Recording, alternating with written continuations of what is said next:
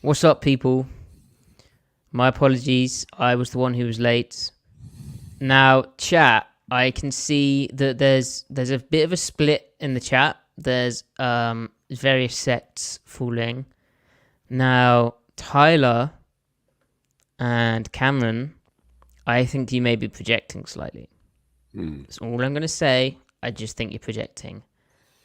And that's Cameron Cronkite. I have to differentiate. We're lucky enough to have two Camerons here.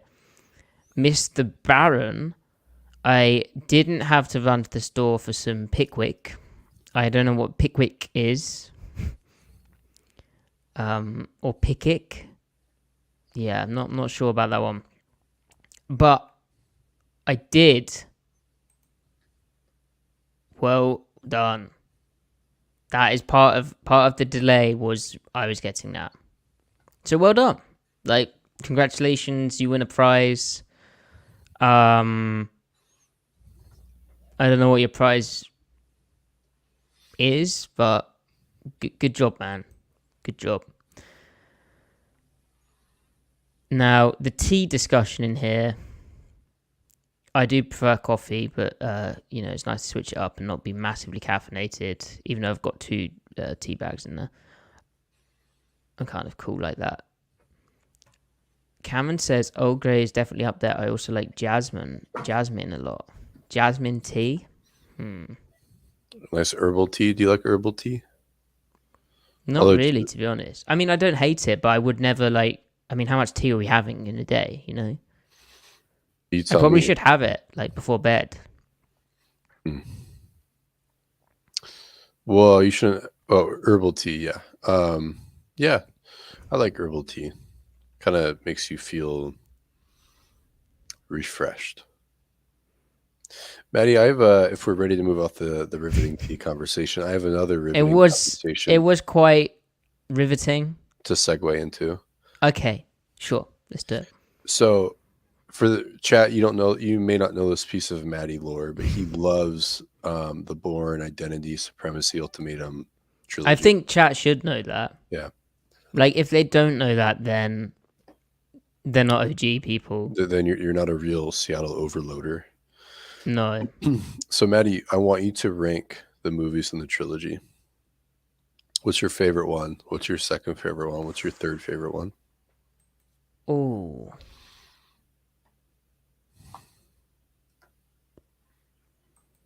I think that's difficult. You could go 1, 3, and then 2. Yeah. Yeah. But I don't know how convinced I am about that. What's the one with all the murder? Murder? Yeah, all the killing. Well, there's quite Oh, is quite a that lot all of them? yeah, there's quite a lot of killing in all of them. What about which one's the one with the car chase That's the first one. and the motorcycle chase? That's the third one. And the rooftop of foot chase. That's the first one. Now which No, one it's is got to be the second one. now which one is the one with all the espionage and spycraft and the geopolitical intrigue? The other thing as well though about the second one has Brian Cox in it, doesn't it? Yeah, is he in the flashbacks only? Yeah, I think so. But no, because then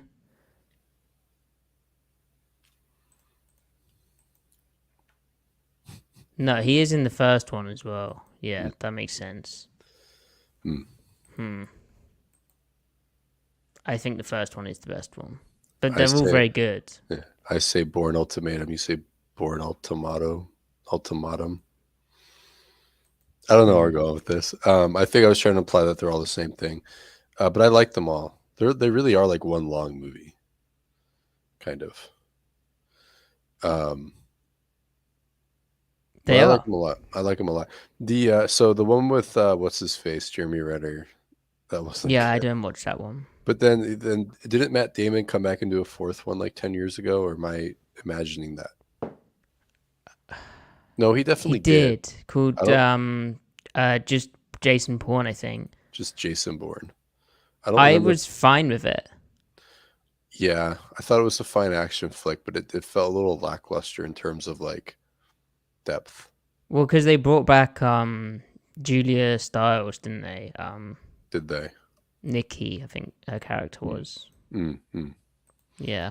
Weird. The Jay's saying about the books. The books are really good.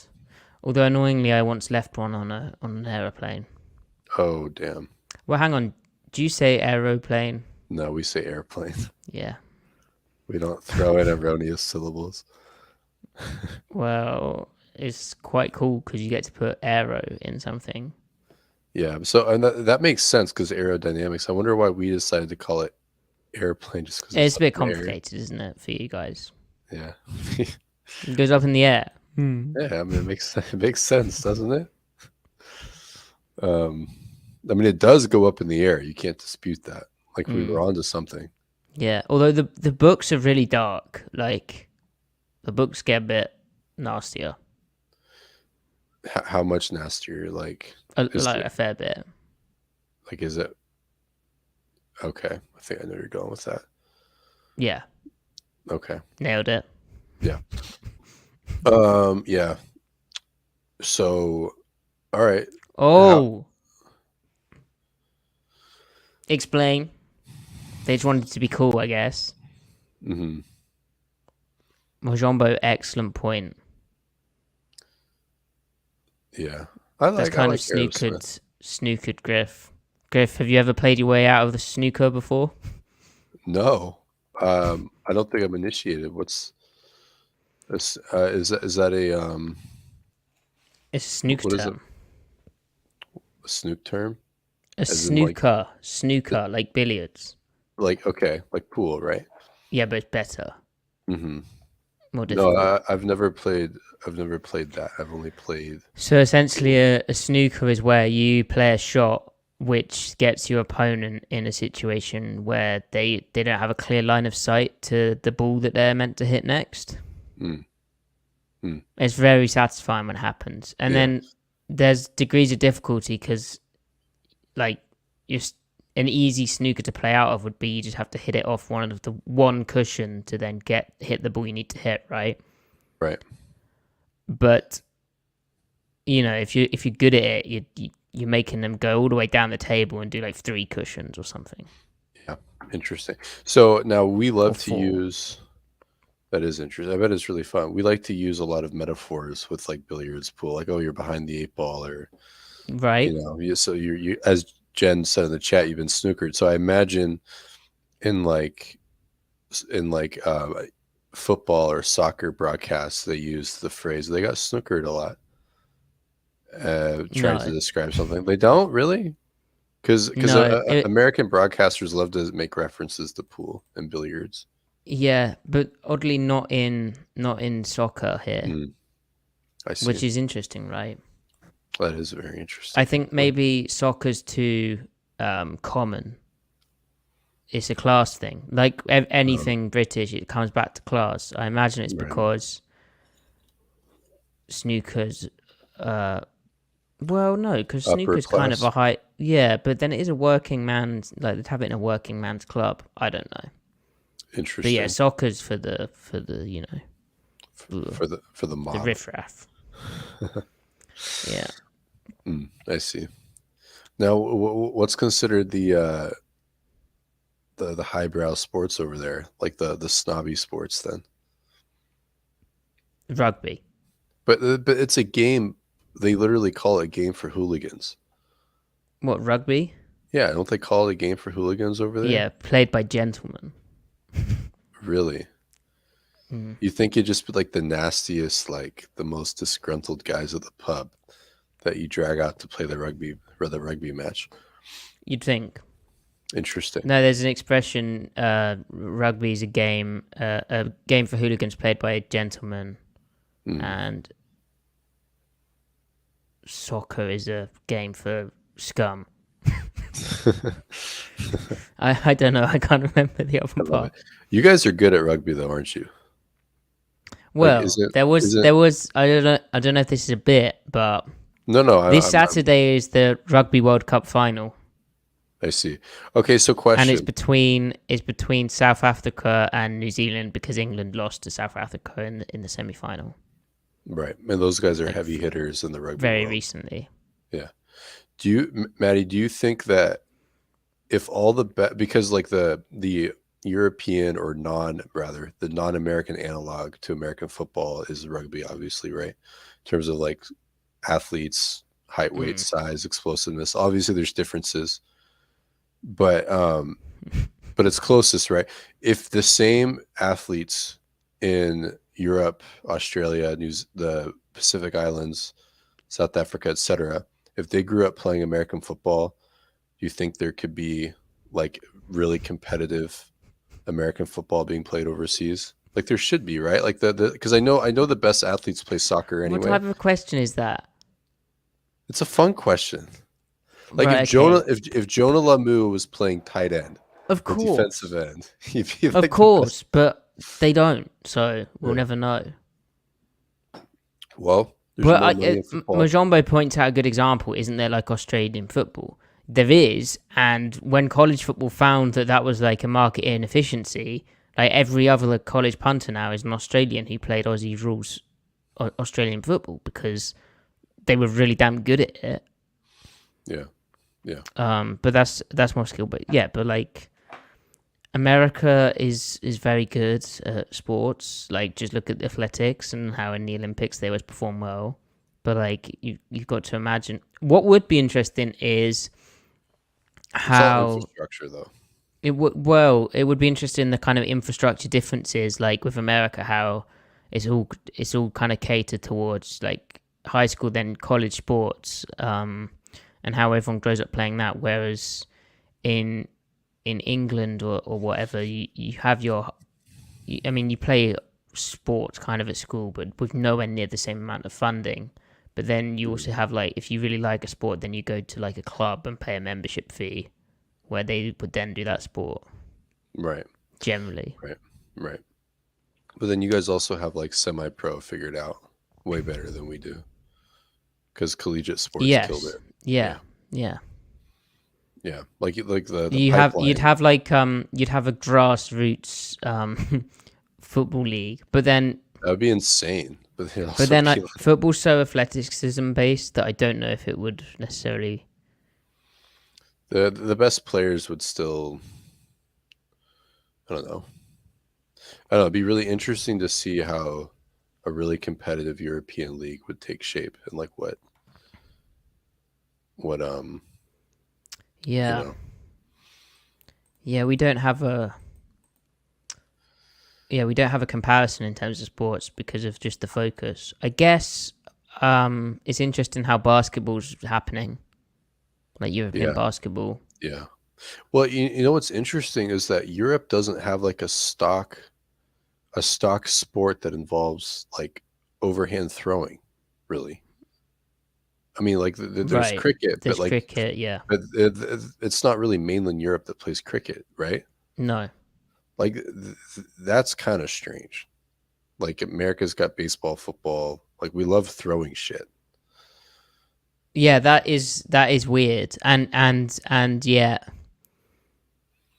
you know, we have kicking. Like rugby, you do kick in Right. rugby occasionally. Like yeah, And we're bad at kicking in fairness, so we haven't figured out the whole kicking part. yeah, like my worst skill growing up was throwing. Interesting cultural Obviously now I differences, can right? sling it, but Right, yeah. yeah. It's yeah. Anyway, all right, great stuff, cool stuff. Wow, we're all over the Unbelievable. map. Unreal. Hit it, Maddie. Well, we're hitting it now. Yeah. Let me just check on the chat. Chat, please do like the video. And tell Maddie to hit it. Hit it. Yeah, tell me to hit it. Because he can't throw it, so tell him to hit it. Joking, it was a joke. I was a bit Kidding. close to home. You can Like I kick shared it for that sure. I was vulnerable, and you just rubbed it in my face. We need you to hit it because I sure can't kick it. You actually probably... Why don't you try hitting it? Me? I might hit end stream on accident. Well, you have that power. Yeah. I'm Oh my hovering over it gosh. right now.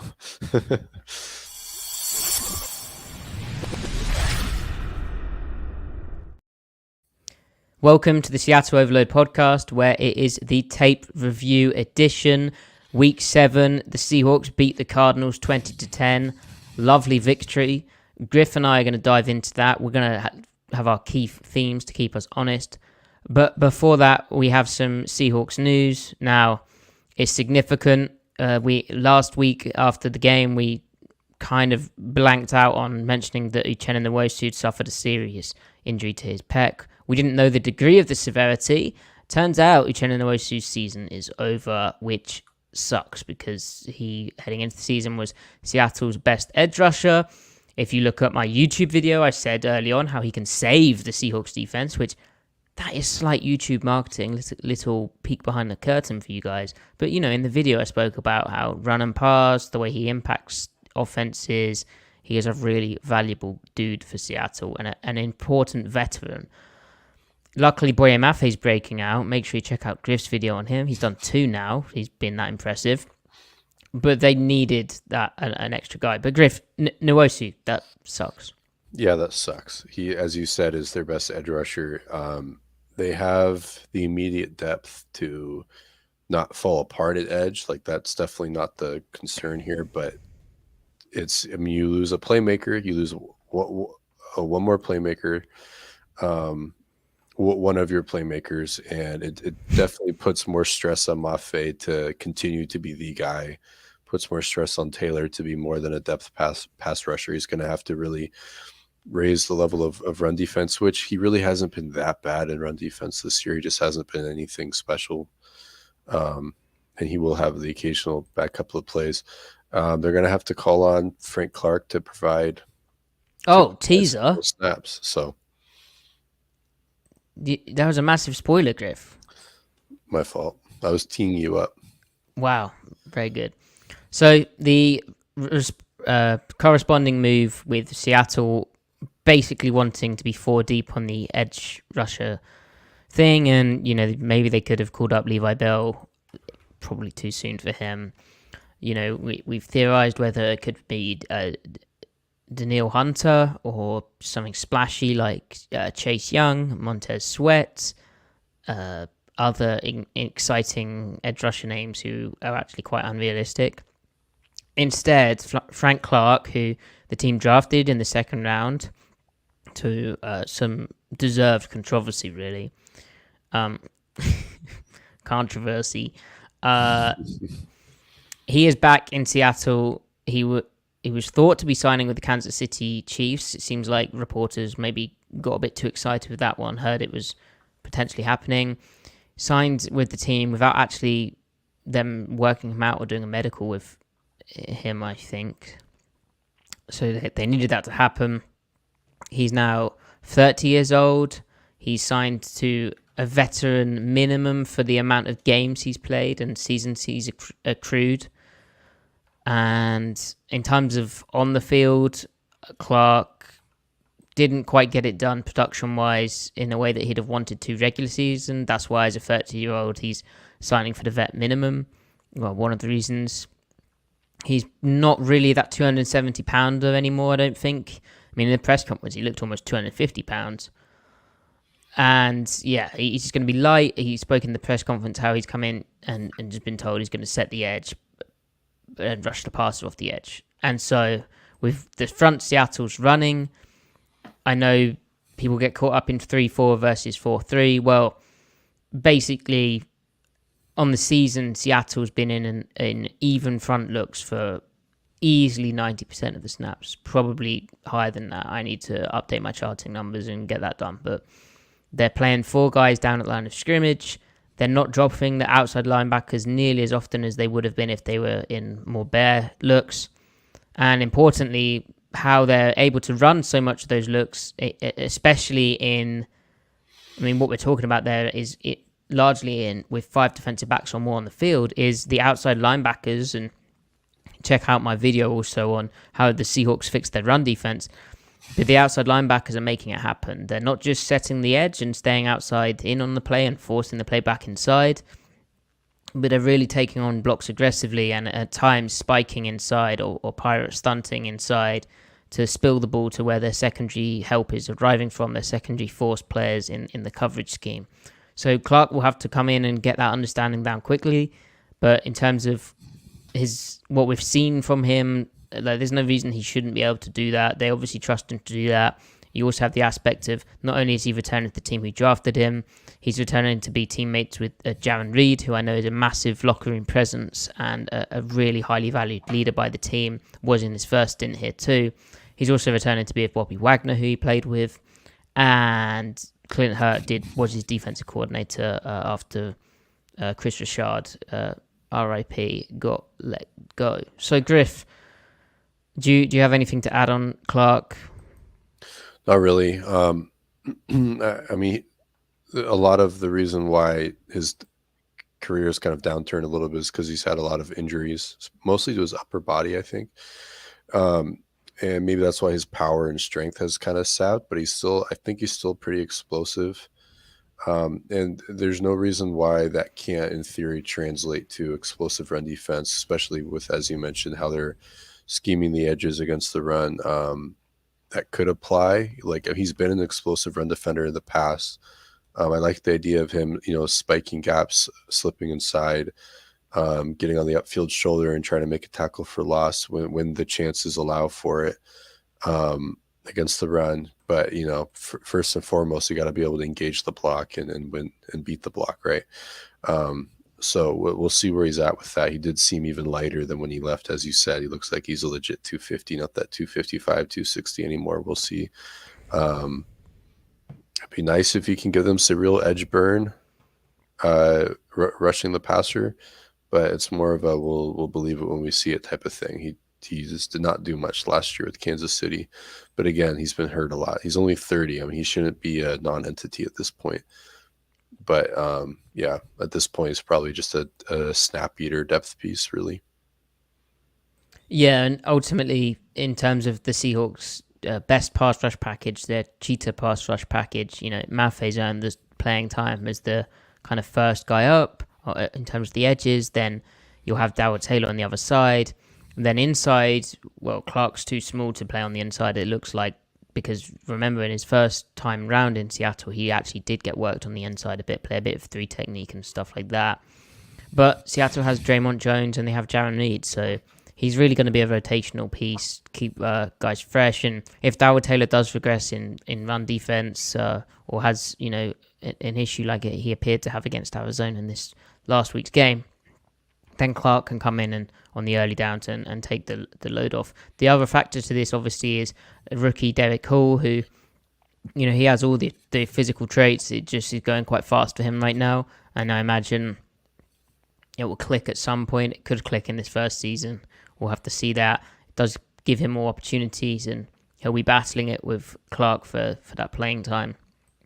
But yeah, it was important that they got this fourth guy. Thing to monitor with Clark as well is his remarkable postseason record. So the all-time sack leaders in the playoffs, Willie McGinnis has 16, Bruce Smith 14.5, and then Frank Clark has 13.5. So he could become the all-time sack leader in the playoffs this season if Seattle's able to make the postseason and Clark's playing some good football. So that will surely be an internal motivation for him.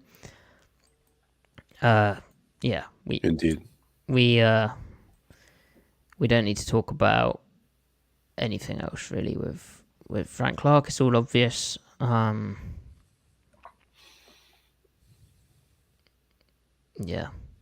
Yep. Interesting how it ended in Denver when I think he asked them to be released after being on their roster for 5 games, 3 of which he was inactive for, and I think he ended up having to pay them money back when that went down. So he really didn't like it there. Yeah, I mean, who would? They're a losing team right now, so there you go. So a cheap potential veteran solution for Seattle's problem with Nwosu. And yeah, he did weigh 272 pounds at the combine, which is crazy. Right. So to the tape. Now, in this last game, our two topics are going to be the offense's two negative plays, but overall focusing on the positive of their third down performance, where the offense went 7 of 13, 53.8%, really impressive. And then defensively, we weren't able to really pick out a theme as such because it was really good across the board, other than some explosive runs that don't really fit the positive vibe of the whole thing. So we'll just pick out some cool defensive stuff. But Griff, should we start with the offense? Or do you want to give a brief overview? I don't know. Well, I think we can just start with the offense. That's fine. Cool. Let's just hop in. So there's been a lot of discussion on Twitter about certain plays, hasn't there?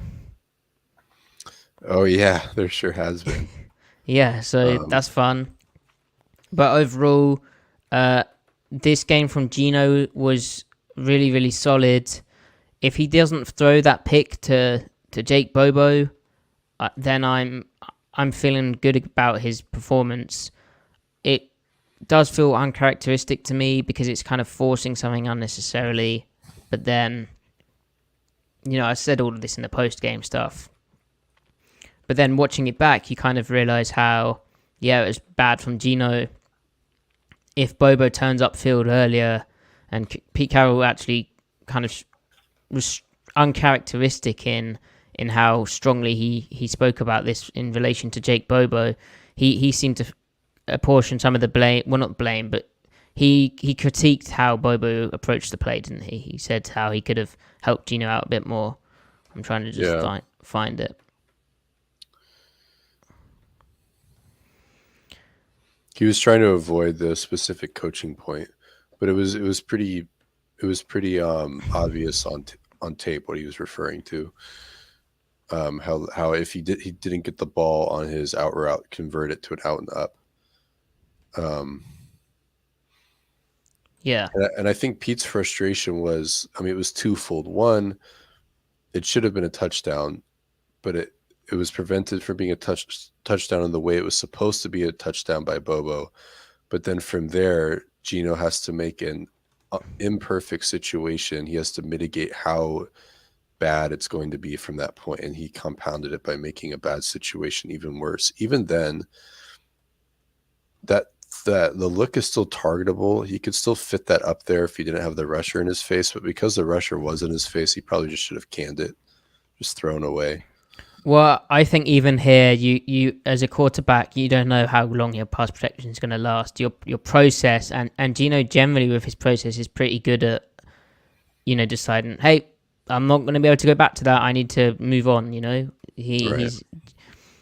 I think generally here, as soon as you've seen he's not turning upfield, then you just got to take off. Like, you have a bit of a hole here. You have potentially the corner you could get to. It's 3rd and 4. Okay, you might not get the first down, but it was poor from Gino, but interesting that, but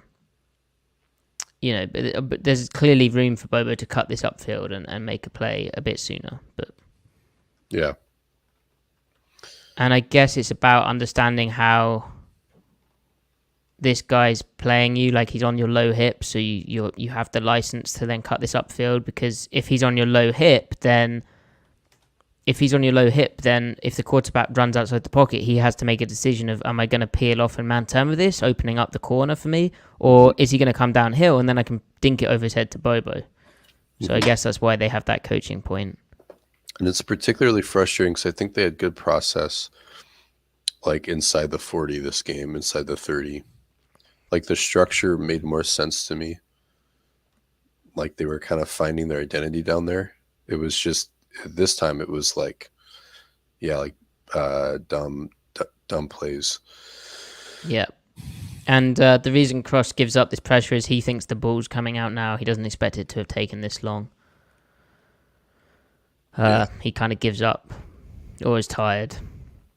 So this is one of the 3rd and 4s that Seattle didn't convert. If we just look at it from the end zone angle, see if there's anything else you want to talk about here. No, not really. Not really. Well, here, the one piece of comfort is that his negative plays well, actually, that's not true. I was going to say it was kind of out of structure when it happened. Yeah. This is trying to make something happen out of structure. Like the structure of the play is hit. As soon as he's not upfield, you should take off. This is trying to create when you do all this with your feet. Yeah, that's out of structure. It's now a scramble effectively, and his scramble success rate this year is like really high. So it's an across the board uncharacteristic play in the way that it was negative. It was the dropped interception to Jackson that was more disturbing to me in terms of projectability or translating forward. Well, there's a segue. I actually disagree with you. So okay, let's go. the Easter egg. We have a disagreement. Drama.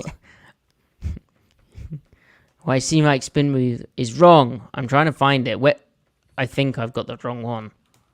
Damn it. Oh yeah, I need to find the one where Kaiser White 13:49 second quarter. Because he's coming off the front side, right? But he's not even like keying the backside weak hook or the backside hook defender. And he's just kind of pointing and throwing. And it's a concept it's nonchalant. He's ran 100 times. I just don't know why he didn't like peek him before doing that. Maybe he just had too much confidence. Oh yeah, this is it. Okay. I think it's too much confidence, and again, I think it's almost 3rd and 2, so another failed third down conversion. One of the, if they were 7 of 13, then if we do the maths, that means there was two of 6 that didn't go right in a super bad way. Yeah, so let's just watch the playthrough, and then we'll kind of talk about schematically what was at play.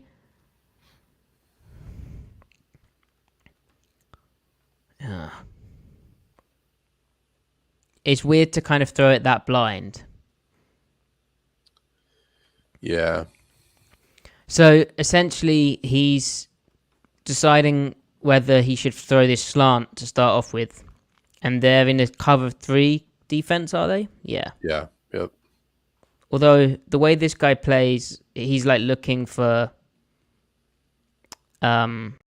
to help him 3 up, right? Yeah. Yeah. So why not throw the slant? That was actually my first question. Yeah. So I think, but this is where Bobo could maybe gain a bit more trust moving forward. Like, plays like this, I'm surprised him. So that's a throttle down, which isn't. You don't know how good it is, but I think if you throw that correctly, I think Bobo makes that catch. Yeah, and they're respecting Bobo. Bobo's getting the DK usage tree right here. Like in this game in general, like they used him like DK almost. Yeah, that ball should be out now if you're deciding to throw it, but he's almost made his mind up that he's wanting to go over here, hasn't he? Right. And with the fast 4, he probably thinks the strong hook should be. I said the strong hook should be way out of there, right? So that's my exact point. So that's why I wasn't. It was a Geno way to try and throw a pick. Like, it wasn't uncharacteristic. Like this to me is sort of Geno's overconfidence in the defense actually playing defense. So here, guys, on this side of the field, there's 1, 2, 3, 4 threats, and when Geno's looking over here and he sees the way that this is dropping off, for the defense to play these 4 threats, generally in cover 3, everyone will push wider to then play this route in a flat. So Geno, I think, sees the way that this guy's playing it, which Griff called it a 4 to first crosser, right? Yeah. So he's looking for the first guy, for the deep guy back from this formation. So 1, 2, 3, 4. He's looking for this guy vertical, right, Griff? Right. It would be the final four, technically. Yeah. So thank you. Yeah, final four, of course. Yeah. So he's looking for the final four out of this group. So essentially, this guy to play vertical. So Gino's probably seeing this guy kind of stay tight, and he's thinking, well, over on this side, if these two are over here to cover up this route, they're probably pushed wide, and there's going to be a big hole in this coverage here. So he probably thinks this guy's going to flare out to effectively cut or get underneath this kind of window here, but there should be a hole here. But this guy doesn't really flare out. He just plays the quarterback eyes and undercuts the route. Yeah, and it's not like a matter of Gino not being quick enough to get backside. There's just too much blind faith, I think, in it. He's probably thinking he only needs to beat the weak hook, the near hook player. Because the route is splitting the hashes, and he thinks the strong hook should be well outside the hash and not be able to come back to it. Yeah, I mean, and he is outside the hash, but then he just sets up in a good position concept-wise with the condensed spacing. He doesn't really. He's not massively stressed with these two here, and then he's able to just get back and undercut it, and it should have been a pick. It is a good play by him, like that should be said. Yeah, but Gino's got to peak that still. But throw it to Bobo, man. Like that's the first mistake here. And like you said, like more trust with Bobo. I mean, has he thrown a slant to Bobo now, hasn't he? I think later in the game, maybe sort of learning from this. Okay. JR should JSN's route have been a little more shallow? That's an interesting point. You know, that was a question I had too, but I wanted to put the focus on Gino's error. Like when I was watching this, I was like, I'm coping. He does run that quite deep relative to if you look at Walker's route and where the sticks are. I wonder if he's trying to influence his width with it. But yeah. But Gino does have to kind of wait for him to snap round. Yeah. With it only being 3rd and 2, you're right. You wish there could be a way to settle differently.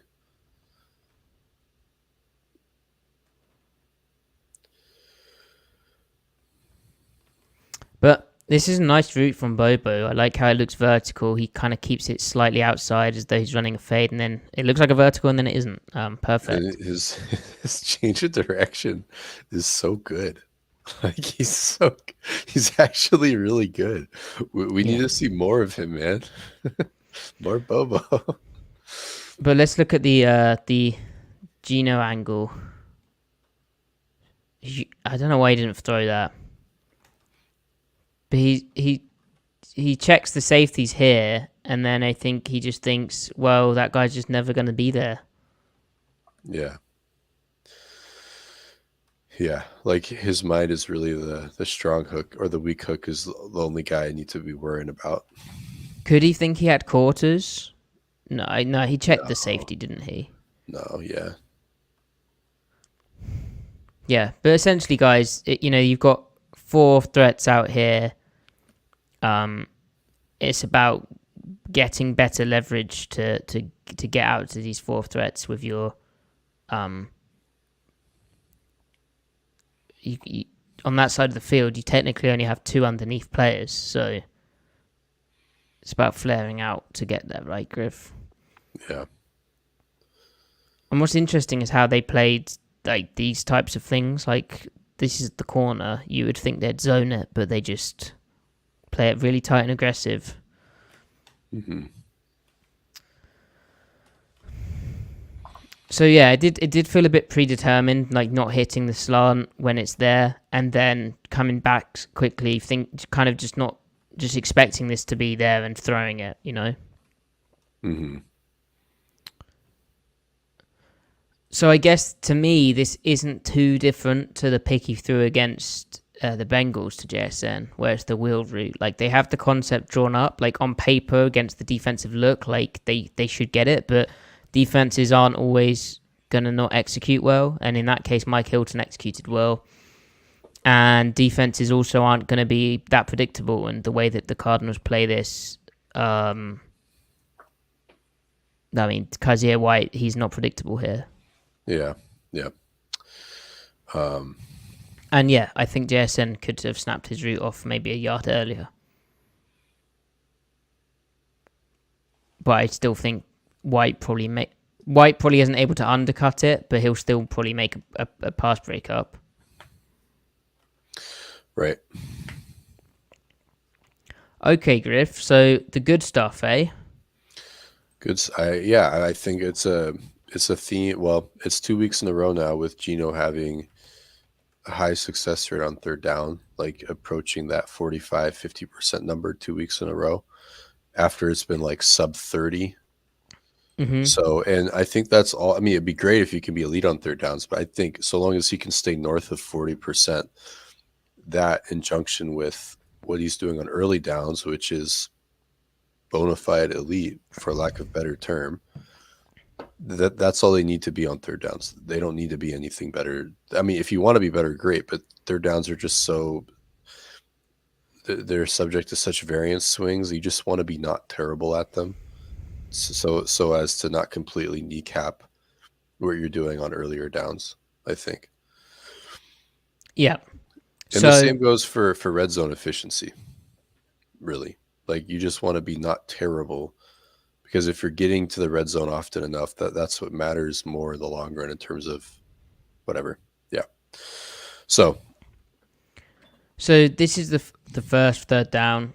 Before we talk like about that, actually, on the interceptable plays or interception worthy throws, I know you found something regarding Geno this week, didn't you, Griff? Oh yeah. So PFF has him with, like, he has 7 turnover worthy plays, which 7 doesn't sound like a lot, but by percentage point, I mean, he's still ranking in the top 10 of like the most turnover worthy plays. But I mean, I hear that number, I hear 7, and it's like, well, the DK interception is going to be counted as turnover worthy play, but that's not on Geno. If you mark that down to 6, he probably falls like 14th, 15th instead of like 7 or 8th. So I feel like the numbers right now are like not very set in stone. They're not stabilized enough yet. But even so, the whole concept of assigning a turnover worthy play or throw is kind of subjective, and that's proven by the fact that like there are other companies charting this. So Opta Analysts charts it too. That they use the phrase pickable passes, and they have Geno right now as like middle of the pack, like dead even. And for all we know, maybe they didn't count that one DK throw, and that just kind of shows how like that drops your percentage down to like one play can swing your placement on it. So to me, what I'm saying is, I just don't think that Geno really, he's making these negative plays at such a frequency that the way it's being talked about. He certainly he is indeed prone to making risky throws. That's the downside to all the accurate throws that he makes. Occasionally, one of those balls are going to be low, or one of those balls are going to be a tick late, and yeah, it's going to be in the hands of the defender, or knocked down at least. So, but I just think that it's not like this huge, wide sweeping, theme with his game, at least not to a detrimental extent. That said, it would be nice if he can cut them down a little bit, but like his interception rate, his turnover rate is still like low. It's like 13th right now. Yeah. So, I mean, he only has 1 fumble on the season. It was a botched snap with a backup center. That's probably not going to happen again. Like, he's not when he's getting sacked, he's not fumbling the ball. He's not fumbling the ball in stick draw anymore, so anyway. Yeah, that is reassuring. It's something to watch. It's something to watch. I just don't think it's as bad. Well, as I don't want to repeat my point, but the only play I've been like, yeah, that the Bobo pick, I was a bit more like, oh no, you've got to give up on the play at that point. It's because it's it being out of structure almost. Whereas the other plays were just sort of being too confident in his coverage read and not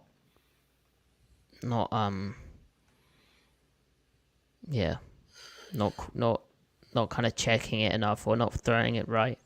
Well, like not trying to reverse engineer the whole picture. Like you have to actually confirm it, not Yeah, just like because yeah, he's yeah, almost trying to be too smart. Like yeah, that pick to JSM, people said he's staring it down. He's literally doing the opposite of staring it down. He's staring at another defender's technique and inferring then what the nearby defender would be doing. yeah. I was on the broadcast. That looked a lot worse than like I don't know what it was. I felt from the broadcast that he was staring that down, but he wasn't at all. He was almost throwing it blind. Yeah. Which that's like the flip side of the concept, right? Like you still got to be careful. Like you can't be. Yeah, He plays quarterback sometimes the way KJ Wright would spot drop. That's me being too much of a sicko. Never mind. that's basic. Right. Right. So here, and I'm doing a Jake Bobo breakdown. Jake Bobo breakdown is landing on the channel tomorrow from me. So this is a bit of a spoiler, really. Here we have an empty formation with Dallas, 3rd and 7 early in the first quarter. Dallas moves in. That corner being over Dallas tells Gino he's getting zone. I mean, it looks like basic ass cover 3, doesn't it? Although this front is kind of exotic. They just drop out into 3. And Bobo is very good at running routes. He got someone on a double move like this. I mean, I feel like Bobo could run sluggos for all day against one-on-one coverage on the outside. Yeah. Cover 1, cover 3, quarters even. Like it's there every time. Because if it isn't, that's why they played off later on, right? They didn't want to give up the go, so the slant was there. Gino didn't throw it. He's really connected with the timing of Gino. Like every move he makes is really, it happens just in the right moment of the progression. Like as Gino's coming back over here, Bobo's made his cut and got the DB overstepping. It's never over the top or superfluous. It's all very kind of timed up. Mm-hmm. And we see Gino make sure that the safety is indeed playing middle, not bailing to like a half, which means the corner isn't bailing into a half. Yeah. So like a disguise or something. I don't know if he wanted to go this way the whole time, and he's just checking that he's got single high, and when he sees that he's got single high, he knows he's going for Bobo. Mm-hmm. Well, what's the down and distance? Is a third? It's 3rd and 7. Yeah, 3rd and 7. So probably it's early in the game as well. It's probably their script, Right. And you'd think Waldron would want to quote unquote establish the go route with Bobo to make establish the BOGO. Establish the Bobo so that you can do more things with him later on. Yeah. And I think the only other note is that this is a field ball and it's perfect placement. Yeah, it's a crazy throw. That's a lot of vertical separation too. And good high point to protect the football. Mm-hmm. And Bobo doesn't have to work back to the ball on the like horizontally. He can stay on his plane. Yeah. Yep. So that's the receiver and quarterback helping each other out. There like you go. A positive feedback loop almost. Yeah. So Damian Lewis and Oluwatimi do a nice job here. I don't know what that nose tackle is actually doing, but so unaware. But Olu is huge for a center. Massive. He's like 320. He has natural knee bend too. He could play guard, no problem. Yeah, but good enough pass pro for Gino to get that done. Mm-hmm. And you can see his eyes here.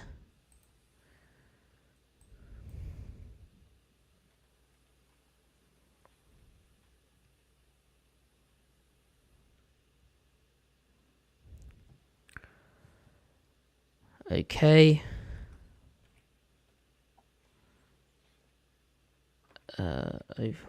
032. So we're just going to focus on the positive ones we spoke about, or the conversions. And just to re-emphasize as well, Seattle really wants to be over that 50% mark on third down. That's their objective, isn't it? If you're doing that as an offense, then generally you're not going to have too many issues. Right, so 3rd and 5 after they tried to get a sneak and they were offsides. So pre-snap, he's thinking. He's got Fant out wide.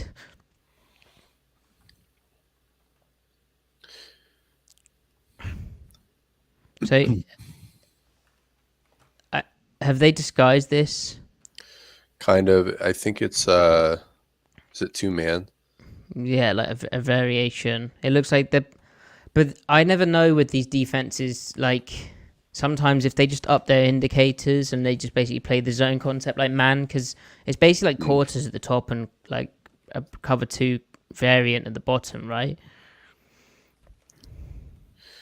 Yeah, although. But yeah, you chart it as like, like a 2-man variant. But the defense probably wants Gino to think it's cover 1 with the way that they're messing around pre-snap. But 24 is let me actually get their depth chart up so that I can speak with a bit more authority on this. Yeah, 24 is Starling Thomas, who's technically a corner. So I'd be thinking with zone, but maybe the way that they play their defense, I don't know. But anyway, this is cool on 3rd and 5 that they run a screen. It's like the perfect call for this concept.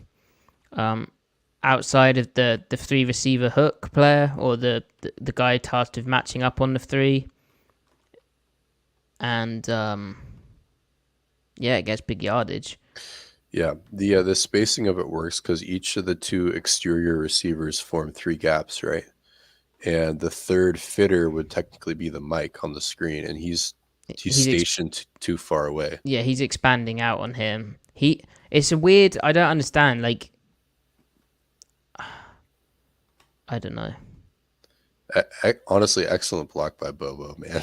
And yeah, for him to absorb this guy who's, he knows what path JSN is running. For him to absorb this block and not hold in the frame and ride this guy outside and is really impressive. Why is he good at everything? That's such a difficult block because that's the crucial block. Well, and watch him pace it out. Like he fires his feet to like make sure he stays square. He drops his hips a little bit. He keeps his elbows pinned so he can shoot up. Great football. If Jim McNally saw this, he'd be like, "Who's Jake Bobo? Who's Jake Bobo?" Can he play right tackle? Right. Have him eat 5 cheeseburgers a day in the off season of lifting, and he's playing right tackle for him. So a successful screenplay. That's cool. Yeah, it is cool, and I think it's Waldron kind of like figuring out like, all right, like that's probably game planned because he probably knows what looks the Cardinals give out on 3rd and X, right? I would think. I mean, maybe he's going to call it anyway, but I like the spacing of it. I like getting a screen to Waldron or to Jackson from a trips formation, having more blockers out there, and like you've got Fant and Bobo, so it's clearly like let's lean into our personnel. Yeah, our best perimeter blockers available to us that day are going to be Fant and Bobo, right? Or maybe Colby if he's out there, but yeah, you wouldn't call that to Tyler Lockett's side. Mm-hmm. And in theory, DK Metcalf is the type of receiver who, when he's back in the lineup, you should be able to rely on his block, although he's not as good a blocker as Bobo. And you can still run vertical concepts out of that look, so defenses, if they see it again, they won't sit on the screen. Like you can get Bobo running like a burst corner, you can get Jackson running a cross, and then Fant running like a little fin route underneath it or something. Like you can run real real offense out of that, and that's important to be able to run different concepts out of the same formation, which Waldron loves doing. Yeah. And the more you can do out of a formation, the better, as we've sort of spoke about with when it comes to Waldron, right? I'm trying to find this play to lock it. Where it's just disappeared. 7:01 in the because it's in the second quarter. Apologies, people. There we go.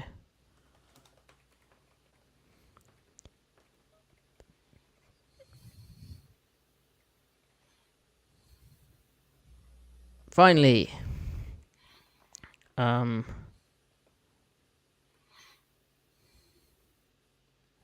Here we go. So they've just missed one well, not missed, but incompletion to JSN. So this is 3rd and 10, which is a difficult moment. Looks like it's going to be cover 6 to me. With the half side on the bottom. Yeah. Okay. Quarter, half, but it plays out like 4 basically.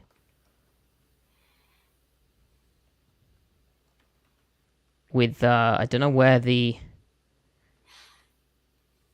it's basically 4, isn't it? I don't know why this seems superfluous. They're just playing the sticks, but that's suddenly a bit difficult for him. Yeah. They must. I mean, he doesn't really check it down to the back that often, to be fair. No. But this is a cool concept because both the receivers get open. I mean, against this look, they know that the over the mid, it's basically 9-8-9. Yeah. Like goes, which convert to hitches on the outside, and then a like over the middle route. I mean, this route is never here. Like, there's 4 dudes, but that means cover 4. There's one-on-ones on the outside, especially when this guy's looking over here as well. They're putting 5 guys basically looking for this route. And Lockett does a good job of understanding when the ball's going to come and really running it way beyond the sticks. And the corner opens up enough for the threat of the vertical, the way he attacks to the outside, and then Lockett has a lot of space to work back to. So it's a crazy route by Lockett. Honestly, there's a lot to this play. Yeah, it's kind of unguardable because like he snaps this off so deep. Like there's not many routes which look like this. It's almost like a hinge comeback. Yeah. And look at where if one is to the so one, it's the backside of the concept. So like you said, 9-8-9, he'd be reading. Is that Bobo at the bottom? He's reading Bobo to Jackson. I think he sees Bobo being pressed. Yeah,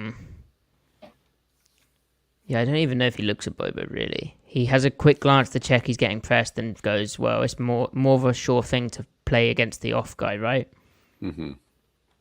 Checks the backside safety and then comes to Lockett.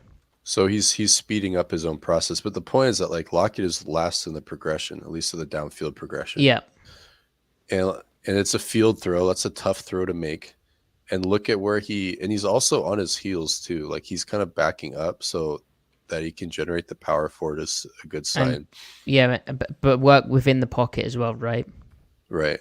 And then look where he gets the ball out where Lockett is when he starts his throwing motion. Yeah. Like right there. Like Lockett hasn't even broke down yet. Yep. He's about to. So that's crazy trust and chemistry and ultimately placement. That to me is incredible receiver work and incredible quarterback work. Like working in junction. What I like about Lockett here is how when he snaps back, notice his step is not right back and shortening the available room and letting the DB catch up. He steps back downhill with this foot here, directly where he's come from, to then create the room to this little pocket to the outside here. It would be easy to just drift back downhill and then that's an undercut or a pick, but just to take these steps back towards his quarterback to then work to the football is very good. Yeah. Bobo also gets open on the play, which is quite funny. If you think if he read it over here and for whatever reason didn't like it, Bobo, that's definitely a window to be able to throw that. Yeah. But what's interesting to me as well is Bobo timing wise. I think he'd snap that off with enough. I think he'd be okay. And good usage of chip protection here, or they're trying to at least. I don't know if it's good necessarily, but Damian Lewis padding back into this Russia is kind of what they were missing when he's out of the lineup. Now, this right side's just a bit scary when it's Bradford and Forsyth. Like both of them, it's a lot to work with, really. And Bradford's had his moments, and I know Pete Carroll was coy about Jason Peters maybe working in at guard. Like he didn't want to specify if it's tackle or guard, but if like I wouldn't surprise me if Peters is at right guard because Bradford just had some rookie stuff to deal with. Yeah. So thematically, this isn't Waldron doing anything honestly, anything different than he had been doing earlier in the year. It's just kind of working now. And part of it is, you're playing the Cardinals. But when we say third downs are kind of subject to variance, it's like some of these plays, when you've got Geno Smith's accuracy and anticipation and a receiver core featuring what the Seahawks feature at receiver, this stuff is bound to work eventually. And I think that's kind of like the pocket is workable and you've got a receiver that wins and a quarterback that can pitch and catch. Like, I think it's just, it's variance. It's variance being on their side, and I think that's really the only thing to draw from that. And it's encouraging that Waldron isn't when they're back up against it, when it's third and long, like Waldron isn't afraid to be like, I've got shooters, so I'm just going to keep throwing this out till it works. But he did seem to switch it up on the third and short, third and medium, though. You think? Well, I feel like this play is an example. Okay. Like earlier when they'd have like high lows, like the high route was being ran too high, like the angle wasn't dramatic enough. It was too soft an angle, not like a harsh. Right, it's like angle. A quick gamification of it almost. Right. Like honestly, what Arthur Smith does a lot, what he did with Tannehill and Ritter and all of his quarterbacks, like the Falcons run this play like a lot. And it's a good anticipatory throw. Yeah. Third and 5. Pre-snap, the contours of that defense look very much like man-to-man to me, but that's why I'm not in the NFL. But they get cover 4, don't they, basically? Mm-hmm. No, they don't. Yeah. And he has a peek at JSN being pressed. I mean, JSN's not really open there.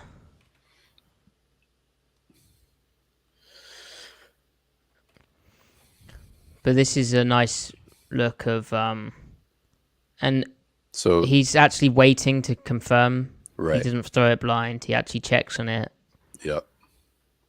And fires it in there. Essentially, defensively, they get 4 strong again. They also made a check where I think it's to do with the cluster of guys. But typically, this would be they basically push over with this fast action. And this guy's... he's slow pushing over, isn't he? He's just playing purely on the quarterback. He should have pushed over quicker underneath Lockett. But if he'd done that, Lockett wouldn't have snapped it off in the hole. He'd have kept running. And then you throw it to Fant, I guess. Right. Hopefully Fant would bend that over. It's encouraging that Fant's route is breaking more shallow. Because I feel like if they ran a similar play, there would have been I think the term are like sight corrections. And I think because McVay uses that in his offense a lot, like the depth of the routes and the angles change. And previously, if they called this play a few weeks ago, maybe, and like I'm just totally speculating, but there would have been emphasis like Fant would be working a little bit more upfield. The fact that he's Yeah, working so hard to get flat right there at the 20 is an yeah. encouraging sign, because like you said, if that weak flat defender squeezes Lockett quicker, Fant is screaming across the field like at the 22, 23 yard line, and hopefully Gino would wait for it and bang it out. So It's almost like it's like a bit like F post, isn't it? Except Lockett is running rather than running the drag with the angle. Lockett's running like an over the ball, oh yeah. like the way the windows work, you know. And actually, that, to your point, Lockett might have a sight correction. He might be sitting down versus zone. That's what I think. That's Yeah. what I think. I think basically if this guy actually sees 4 out here and pushes over quicker and finds Lockett, I think Lockett runs this guy. If this guy was over here, I'd say he runs him right out the window and then they bang it into this area here to Fant. Yep. And it's Cross gives up quick pressure. I was going to say it was a good pocket. At least up the middle from the interior, it's good enough. Yeah, good job from Bradford because he's had difficulty with stunts. Yep, good point. And also, guys, when you see like this kind of backfield look, they're really trying to set up eventually this type of screen where they just dump it to Dallas with a lead blocker out in front. And if they'd thrown the screen here, they got the numbers out here to get if the blocking execution's good. And when it's Jake Bobo out in the backfield, maybe it would be. And then I like Gino's ball placement too, relative to the backside flat defender. They here. Yeah, that's lovely. Yeah. If Lockett was yak minded, that would also maximize yards after the catch. Yeah, he could have turned up here. That's so funny. And that's the thing with Jackson Smith-Njigba. In time, like Jackson can run that route. In time, if he gets that route, he's turning that upfield and getting 3-4 more yards. Yeah. And I'm not dogging Tyler. Like, that's just his game right now. We have to learn to accept it because he's so good in other areas, you know. He's just not trying to get hit at all. He's thinking about load management right now. Yeah, and that's not Which, yeah, extend your career by all means. yeah, and it's hardly a revelation. Like we've seen that in previous years. It's just a continuation of other stuff. Okay, so, but that was a cool concept. I like that.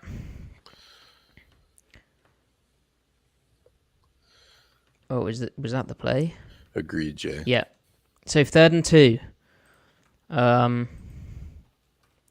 Weird spacing. But they're showing cover 0, aren't they? Yeah. Although, how you would know it's not cover 0 is they like to kind of, when they get these mugged up looks, they've started trying to use the back like this to get them to undress stuff. Like you see how when the back starts floating around, this guy starts walking off. For him to walk off and they've got 4 over this side, you know that it's not going to be cover 0, because if it was cover 0, he'd be blitzing. Because he's away from the 4 threats, like 1, 2, yeah.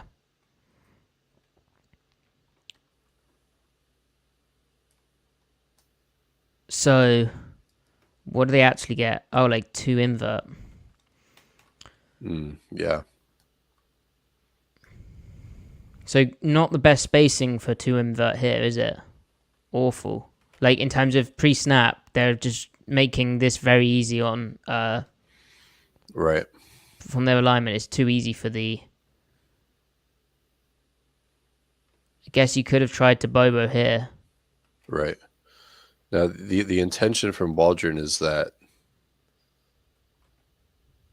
So that's him trying to run a high-low wrap over the middle. Again, it's kind of like the Arthur Smith stuff. Like that's... Yeah.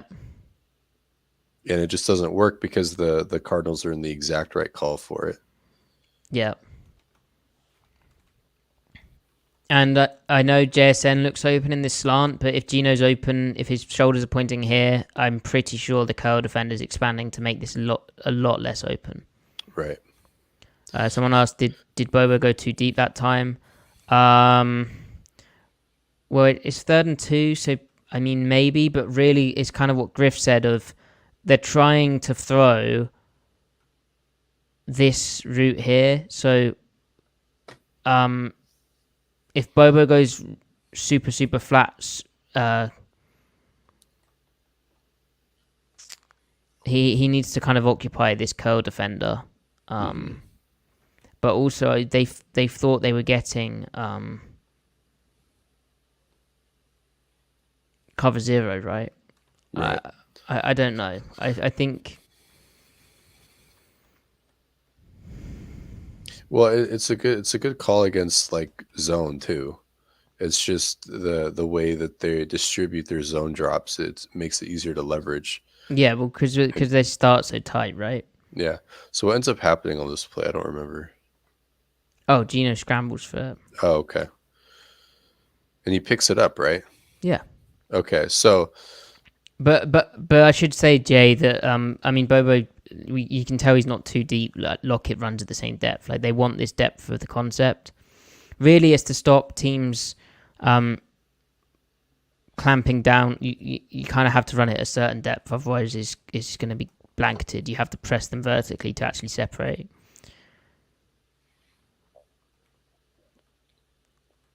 But do you think this is the call? Do you think if they got cover 0, they're just throwing this slant to JSN backside? Well, Gino opening up to the strong side first. I don't know. But I think he knows pre-snap he's not getting 0 out? from that. Yeah. Yeah, maybe.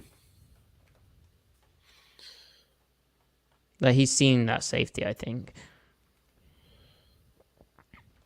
But good job of I think overall good process of looking out here. See, that's pretty patchy, and then just deciding, okay, let's just go for it. Tries to run up in here, it closes, cuts it back for the scramble and the first down. Mm-hmm.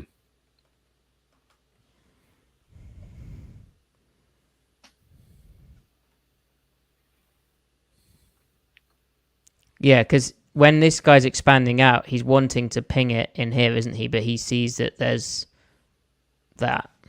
Yeah, like it can be tough to scramble against zone, but the specific zone they're in, like the middle underneath zone defenders coming from depth, he's playing high.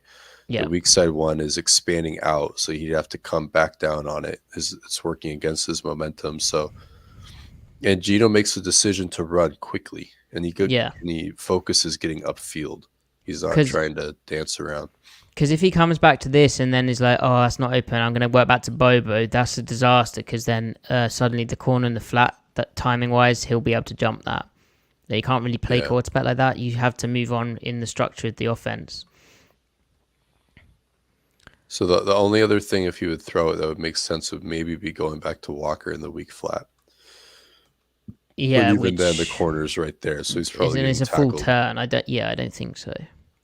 Like there was that one, was it a second down earlier in the game where he does that and Walker's tackled as caught, right? Right.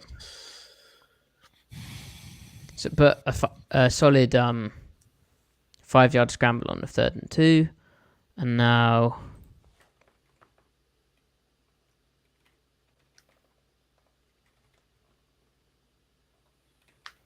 Hold on. Nearly there. Okay, so 3rd and 5.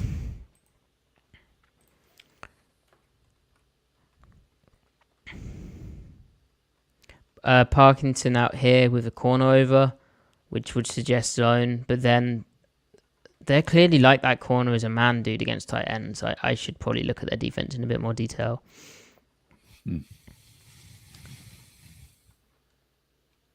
I mean, this is probably 3 anyway, isn't it? Like red 3. Yeah.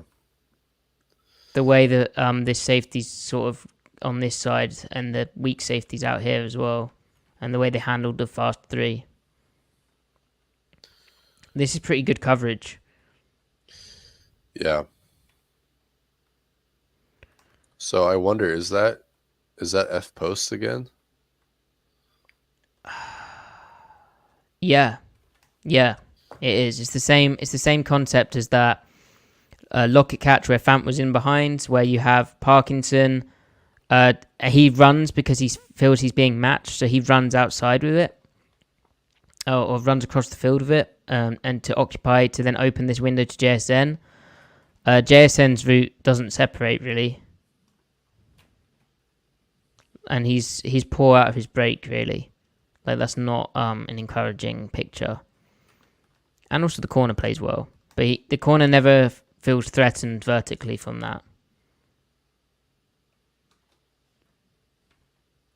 And I think part of that as well is the disadvantage of running the back out on a route like this is, especially in the red zone, like how many times when you see the back come out like this, is this guy actually going going to run vertical on you or run a fade?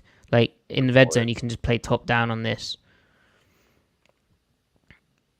You never really feel threatened. Yeah, the corner works to cutting off inside leverage pretty well. Yeah, I wish we could pan to the right here and actually see the Gino's perspective, but it's pretty scary. But then a good job of scrambling for it with his legs. What did he do progression-wise? Did he try and come back to Parkinson? He does, but they have which is the progression, right? Like it's yeah. actually it's arches or F posts is read out counterintuitively the way you'd think. You'd think you go from inside out, the shallow to Jackson's short post, but it's really the post to the shallow. Yeah, especially when they show almost like, for all intents and purposes, they play this like man, don't they? Yeah, with like a rat almost. With an exchange of this guy. Yeah, with like a rat. Yeah. So. And interesting technique from Kaiser White there. Like he's not holding, but he's putting his body in the way of Parkinson, which he's good, isn't he? Kind of. Go Mountaineers. Because if White doesn't do that, then Gino's able to at least complete this. Because yeah.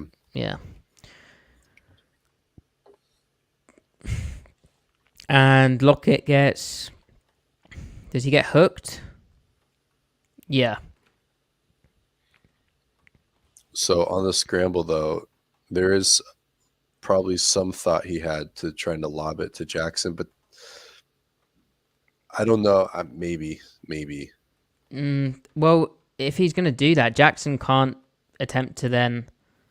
I guess that's good timing to... Well, I don't know. You'd think he'd keep running here or try and hold. It's an interesting decision for him to turn back away again. Like maybe he thinks Gino's running and that's why he's done it, but then why wouldn't he block the corner? I think he only stops and hooks around once he realizes Gino isn't throwing it. Yeah, okay. But I mean, honestly, he looks so there's about a yard of separation there. That if that ball were to be caught, he'd be working hard to keep his feet in bounds. Like he'd be right up against the sideline, just because that would be happening so quick. Yeah, I think tucking and continuing to run was probably the right decision. Yeah, for me, given that we know that this is a post route, this is not the best route. Well, I hate that they call F post a post because it just feels an angle route then. No, that's what they call it, but it needs to be called something else. Right. Yeah. Like McVay calls it a quick seam. But like you're supposed to square up the defender, give him a shimmy, and work inside. He never squares up the defender. It's like it's like he is over eager to bend it. It takes two. Yeah. Okay.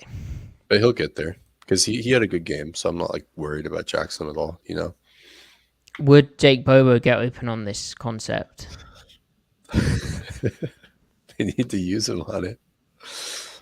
Oh, at this point, I want to see Bobo I'm not against seeing Bobo in absolutely anything at this point. Give him the whole like use him as much as you want and just see what happens. Is my philosophy on Bobo right now. I'm with you. Yeah, you got the video coming out. All right, Yeah. Uh, so Gino goes beast mode. He gets on he did. that He run. did go beast mode. Yeah. Yeah. Well, now I've got to go back to it. Damn it. Do you have a timestamp? No, you don't need to go back to it. What do you think he got in though?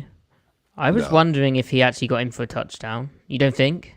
I don't think so. I think he definitely got the first, but Well, he was airborne for so long. A good job from Walker here as well.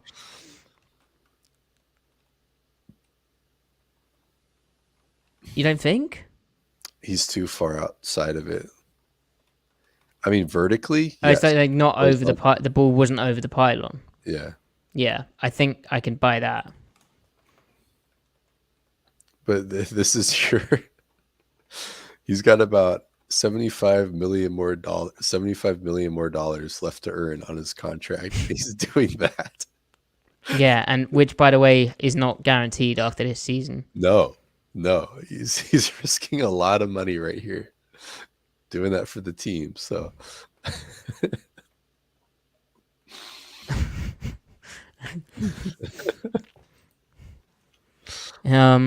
Right. Third and so finally, 3rd and 5, 3:30 left in the game. Is this it? Come on. Oh yeah, this is it.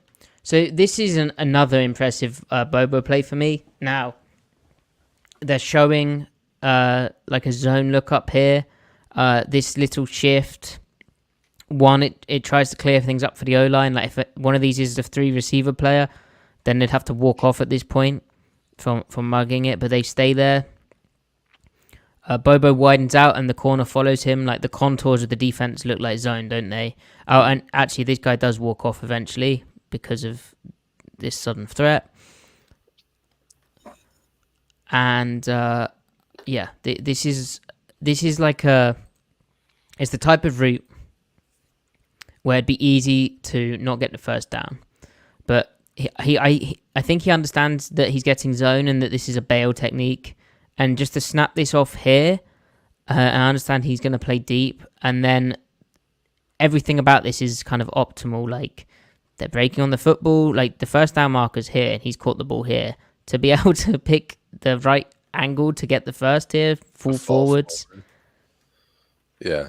Like even just the way he kind of throttles and slows slightly to not run himself into danger of this guy. The way he stopped here means that this lane is open here. If he had kept drifting up here, then he's drifting into more help and a tackle. But the kind of poise and the calmness just to wait for the ball, like understand, look, it's zone, it's cover 3. This guy's bailing on me. Okay, I can stop. The ball's come to me. I need to secure the catch. I have this separation. Now I need to go and make the play in the hole, and he does. And then I like how he's able to contort his body with after first contact, like turn his right shoulder away from to spin away from the ball getting hit out or like big hit. He's rotating gut. Like this. Corkscrew sort of thing. Yeah, exactly. Like he's barrel rolling, and it ensures that he ensures that he gets the first down too to fall forward more. Yep. This is a really savvy veteran play. Like we saw, maybe there was some overexcitement on that past JSM play, but this here is just like a playmaker knowing the exact way they're going to make this play happen. Yeah. He's a really smart player. All those little micro movements that he does, like even when he catches the ball, like when he throttles down, his left hip is opening up to get upfield. All those micro movements, he's put a basketball in his hand. He's probably really, really skilled. Yeah, look at the way he walks around the corner here. and then immediately bang. Yeah. And credit the pass protection as well, because this is pretty exotic. They drop out, try a long loop here. The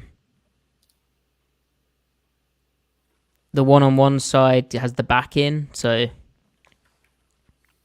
I mean that's not your best pass rush with the game on the line.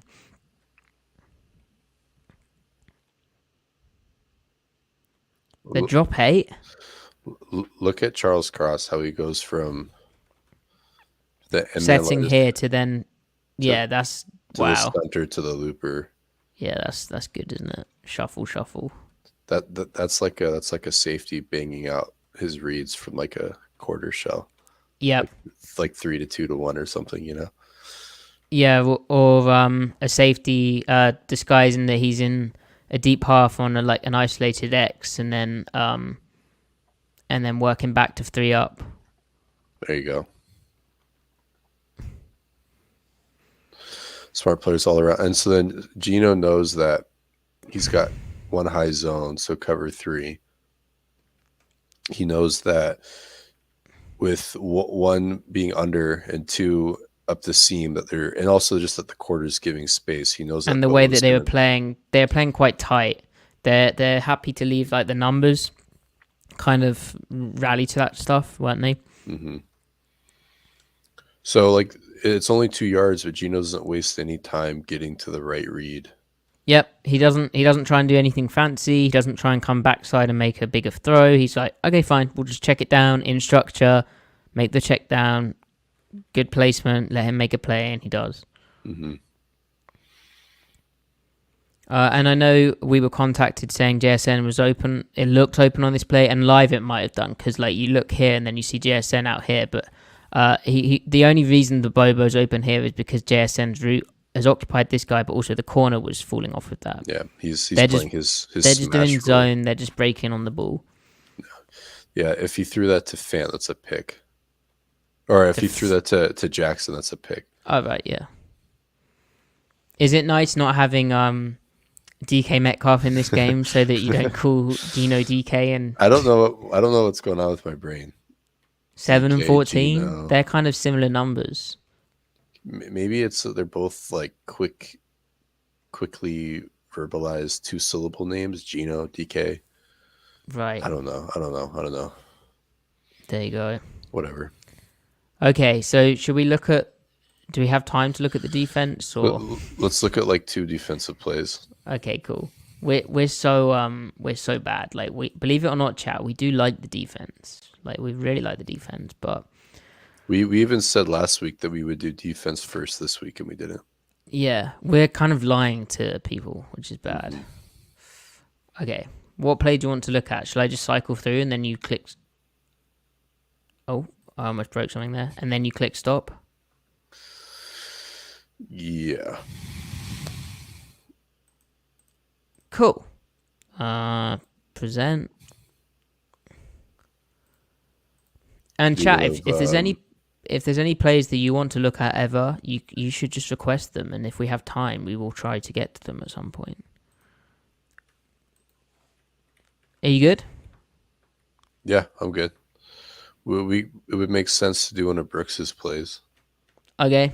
Do you have a timestamp or? No.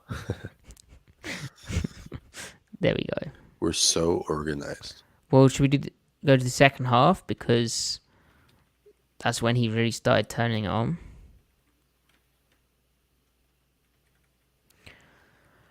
It's interesting hearing them talk about Jordan Brooks as well, like how there was a conference between them all, like trying to encourage Brooks because he was a bit downbeat or a bit upset with himself after the first half. Because of that penalty that he had, right? Like that was the main thing he was upset at.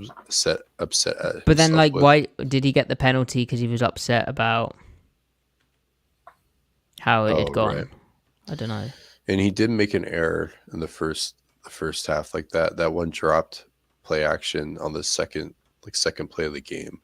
That was his guy that he needed to roll over with.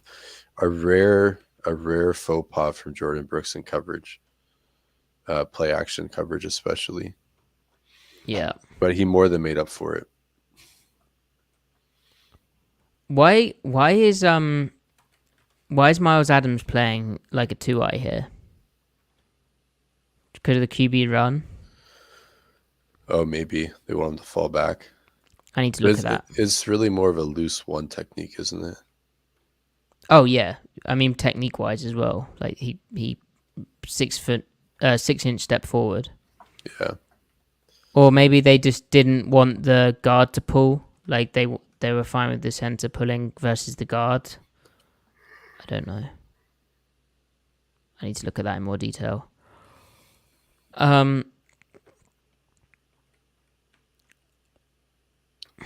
That's a fun play, even though it doesn't count. Unbelievable play. Like they thought they had a really good beater here. A great safety play from both players here. It looks like they're leaning over this side as well. Yeah. I remember Chris Otto said about soft sky and all of that stuff. Well, this is the empty example we spoke about, how this is cover 3, but on this side they're basically manning up, and Adams gets a seam route. Perfect transition and path to make a play on that football. You can tell Jamal's like playing the ball more than the route even. Yeah. Like he's trying to undercut it the whole way. He's not even worried about trying to stay on top. Which in the red zone, that's what that enables you to do. Good point, yeah. Good pocket push from Jaron Reed too. I don't know. The way that they play this is so scary. Like it's like, why do offenses not run different routes?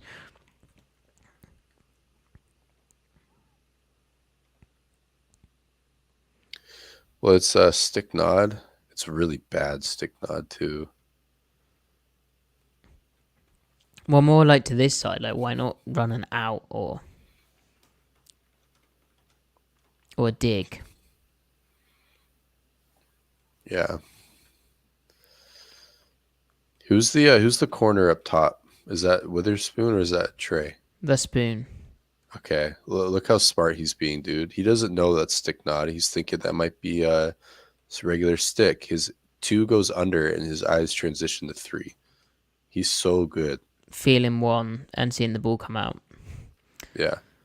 But like he's there to help Brooks over the top, like overlap. Yeah, he probably, I mean, he's run badly and Brooks gets good disruption. If they went this side and tried to throw that, like they cannot because, yeah. Like a less experienced corner, a less good corner might just see, okay, 2's flat, so I'm gonna make sure I'm in phase with number 1 well enough, right? They would overthink their own fade. Yeah, they wouldn't be thinking about the 3 at all. They'd also think it's stick. Who cares? Not stick nod. Oh, this is cool. This is I always get the name wrong. Sight or key, right? Oh, so the 3 week thing. So if the running back blocks or releases up the field, then the weak safety plays the weak hook or the number 3. Yeah. If he goes weak fast, then he plays the back, and then Jordan Brooks would have to play 3, right? Yeah. So it's technically cover 3 chat, but there's trips out here, and so in cover 3, it's the same deal of how are we going to handle our seams, because 4 verticals or 2 seams would beat it. Let me get my pen out. My epic pen. No free ads. So we covered how in 2x2, like generally teams will match the seams, and you can have either. How's that? Oh, that's perfect. Lovely. So you can have both the overhangs match either seam, and then the free safety play pure in the middle, and it looks like cover 1. Or you can do it how Seattle's done it in the past, where the down safety plays 1 seam and the free safety leans to the other seam. But when it's 3x1 and you end up getting something like that, well, the free safety, Seattle tends to lean to this number 2 here, And so then who plays this route as it goes back across the field? Well, generally it's this weak hook player. If we draw up cover 3, he's in the curl flat, he's in the hook. Try not to draw something inappropriate here. He's in the hook, he's in the curl flat, he's in the deep third, he's in the post third, he's in the deep third. I don't think your drawings are showing up on the screen. Didn't this happen last time? Yeah, but I realized sooner. I thought you were like just speaking hypothetically, but dear. I was Epic able to follow pen. along. You were following along, were you? Yeah. Hold on, chat. I've got you. What, chat? You're going to be amazed at this. I shouldn't. Right. Let's try that again. And yeah, Griff, let's do that. So if you get this, right, the free safety in the post, he can't be expected to go over here or go over here. That is too much of a bind. So he generally leans over here. Then you have the corner play the deep third here, the corner play the deep third here. Who handles this route here? It's difficult. Right. Generally, how Seattle would do it is they would have this guy play here, or teams could do it and then the weak hook run back across the hash. Man turns with that. You got the strong hook here. You got the curl flat here. So this guy matches up with this route down the field and turns and runs with it or robots it. Now, Jordan Brooks can run and he can do that, but it's cool to play with quarterbacks, and this adjustment, which I believe is called sight or key, but it's a Fangio thing, is based off where the running back releases. So if the running back, as Griff said, went out fast like this, then the safety would play the running back in like the curl flat.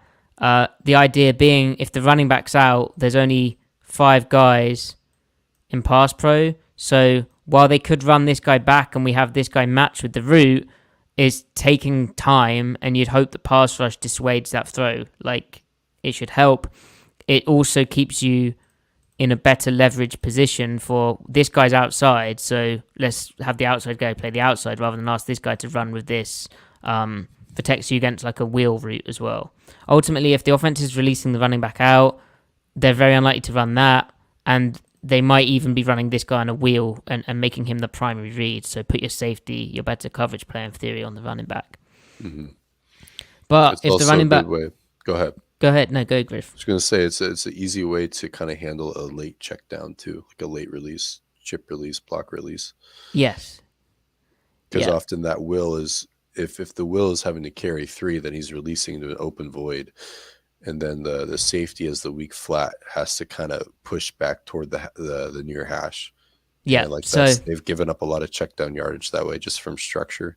Yeah. So as Griff says, if this guy stays in here, if Seattle was asking the weak hook to play over here and the 3 up here, then there's a big hole here. And this guy's playing in the curl flat at the numbers. There's a big hole here, where if he releases on a screen pass, they're going to be really late to it. So what they do in the sight or key thing is, this running back, if he blocks or stays in or just isn't releasing really fast out here, he's then the responsibility of this guy, because he's not going to out-leverage him to the flat if he's slow. Like, he has the time to read it. And then the player who takes the 3 up the field is this safety here. And it's a safety, so he can do it for more depth. And he's also a safety, so he has generally some pretty good matchups. So if we play it through, what does the running back do? He stays in, so Brooks plays the running back, and he can do it really aggressive. Like, he can nail down. Meanwhile, if you look at the safety here, he's looked at the running back, seen him stay in. Now watch his eyes. He looks over to find the 3 receiver over here, the final 3. And Bobby Wagner in the strong hook, he knows I've got this guy back here, so I can need to take this back because Brooks is on the back. I need to take this route back. The safety can push over here. And essentially on the backside, it plays out like man to man. So even though it's not technically split flow, it still triggers take back rules because the wheel is pretty much locked on the back with how they change his like his key. Right.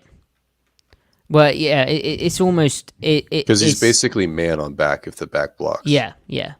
So it's almost like split flow, yeah. Because normally I hate seeing the strong hook vacate the hash area, the strong hash area, when he doesn't have to, but here he has to. So Bobby's correct to do this, I think. I'm working it out. Yeah. Correctly. Because if he doesn't, then this is open. Right. And Brooks would be conflicted by it, so. And from a Dobbs perspective, why this is cool from Seattle, this sight or Keith thing is, from Dobbs' perspective, this guy coming over here and this guy on the hash could be quarters, and Seattle does play quarters with a similar kind of technique. But when Dobbs sees Diggs in the middle, he knows that this concept and Wagner drive on this route here, he knows it's kind of dead because Woolen's going to bail over here. Adams is spare here. Wagner's in this window here. We've got a guy working here and Diggs in the post. So there's not going to be a sight adjustment over here if that exists in their offense. There's no, it's kind of just a dead concept. All the while he'd have to wait this out and the rush is too much. So they're kind of changing the picture on the quarterback because that does look like cover four. Or it could be what they're trying to show pre-snap is this guy in a cover 2.5 over here and the curl here, right? Right. So this is them up in disguise as well. So it could be half quarter cover 8. But yeah, Dobbs on the snap when he checks it out, it's not good for him. And great edge rush presence. Oh, he peeks this backside safety first, and then I think he is surprised by the fact Diggs is in the middle of the field. Mm-hmm. I like how Jamal sails too. With kind of how with aware that 3's up the seam. Mm-hmm. He opens up to the possibility. And they don't need to cover this. Yeah. Although there has to be some call from Woolen to Adams that number 1 is under, right? Yeah, I don't know because sometimes they play this really weird. I guess quarterback vision as well. Because like the 3 on the corner and 1 underneath or 1 hitching got them earlier, right? So with Jamal sailing, I wonder if that's the adjustment is to have the yeah, it's almost like they have that happen. I've seen stuff like this before where like they play 3 and 2 and then the 1 is just locked with the corner on the outside, even though he's playing like a zone bail technique. Yeah. Well, we need to see more examples of the pattern to see if they've made an adjustment to it or not. Yeah, it does play out slightly weird. But ultimately, the primary thing that that Josh Dobbs wanted, as my keyboard's gone weird. The thing that Josh Dobbs wanted wasn't there. Like, he checks the backside safety, it's weird. Brooks looks weird to him as well. And then Diggs in the post is confusing. He tries to find his one-on-one, but with how good the pass rush is, the one-on-one is a very difficult throw, and you really would have to drive that football in there anyway. Maffei, Griff, what would you call this move from Boye Maffei? It's like a in and out cross chop. Oh, a cross chop. Where can we find out more about that? Yeah, guys, check out my breakdown of Boye Maffei. He hit this move like 5 times successfully, and he did it with a variety of setup moves with his feet, adapting to what Paris Johnson, the right tackle, was giving him all game. honestly, he's playing really, really good. He's not just talented and stuff. Like, he's really smart. Like, he might be fully formed at this point, and we're just going to keep seeing more of it. He might be arrived. Um, and then the thing to look for is, I talked a little bit about this. As tackles start to adjust to this, they're going to give up their chest, and he's going to go speed to power. We're going to see that bull rush come back that we saw in preseason. And if they don't adjust to it, he's just going to keep winning to the outside like this, and fairly shallow as well. So Yeah. And also, tellingly, in his post-game press conference, Jamal Adams spoke about how everyone's understanding who's in the weak hook. That play just there is obviously, it's clear that they're all understanding who's in the weak hook based off how the back released, them keying that back release, and playing it accordingly. Wagner understanding also, how that impacts his strong hook play, and potentially something to look for us with how Adams and Woolen play the condensed 3-2 split. Right, well, we'll be back on Sunday with a post-game look at the Seahawks. Hopefully they've won their second home game in a row against the Cleveland Browns in a throwback Lumen Field, and the throwback uniforms. Be messed up to losing them. Some other news actually is that Seattle's going to wear those uniforms in Thursday Night Football at Dallas, which, cool. That's nice. Is that the Thanksgiving game? No, that's No. the 49ers game. Yeah. Right? I don't know why they didn't do it for the 49ers. I imagine because the 49ers want to wear red and the Cowboys will wear white, which means that they can wear blue. Anyway. Good point. Oh well. Make sure you join us then. Thank you everyone for interacting. Sorry about the pen. It won't happen again. No, it has to happen again. It's part of the affable charm. As Cam said in the chat, it's become a good bit. It's a good bit. Yeah. We're defined by our imperfections, Matty. You have to embrace them. Right. That's the first step. Okay. Well, please do like the video, subscribe to the channel, follow Griff at CMikeSpinMove, follow me at Matty F. Brown. If you're listening, 5-star reviews. Like I said, we'll be back on Sunday. And yeah, until then, take care.